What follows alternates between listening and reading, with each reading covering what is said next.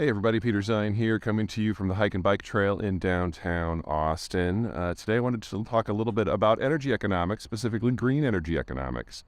Now, the idea that once you've paid for the sunk cost of the solar or the wind system, that you're in the clear, to a degree that's true, but you first have to get the thing built. There's two complications here that we're facing. The first is capital.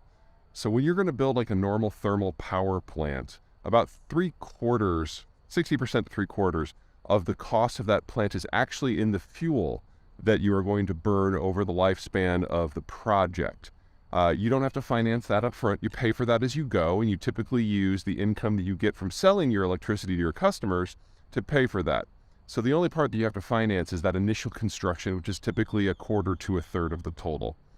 With green tech, that's not how it goes. With green tech, roughly 80% of the cost of the project over its lifespan is in construction. And even if you can get into a situation where you're in a sufficiently sunny or windy place that the per cost for the kilowatt hour of the power you generate is over the lifespan of the project the same as it is for a fossil fuel system, you still have to finance that all up front.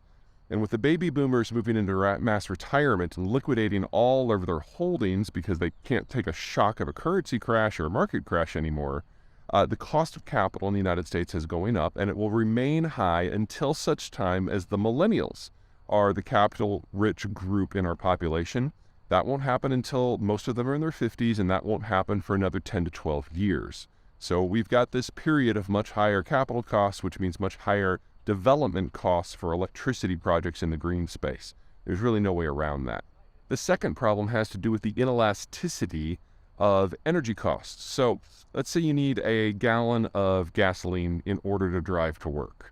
If you can only get 9/10 of a gallon, it's not like you park your car and walk the rest of the way and just leave your car for all time. No. You will pay whatever you have to pay to get that last tenth.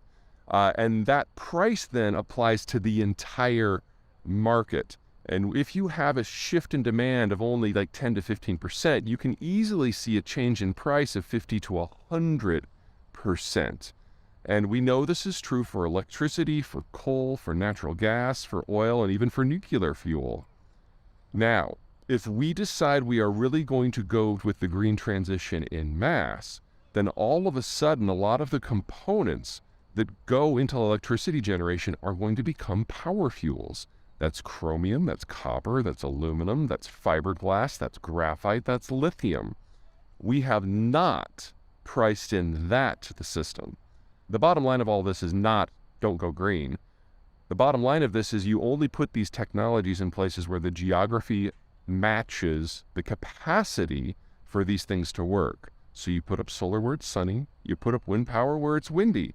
And if you're going to put it somewhere else, not only do you have to think of the cost over the long term in an entirely different light, you've got to change the metrics because it's going to cost more to build and it's going to cost more to finance. And that means we ultimately need better technologies than what we have now, especially in transmission, so that we can bring the electricity from where it's produced in a reasonable manner to where most people actually live. And that requires, among other things, multiple acts of Congress, both to appropriate the money for that research and to make it easier for power to pass through different states' jurisdictions, and especially between the 3 power grids that the United States shares. All right, that's it for me. Talk to you guys later.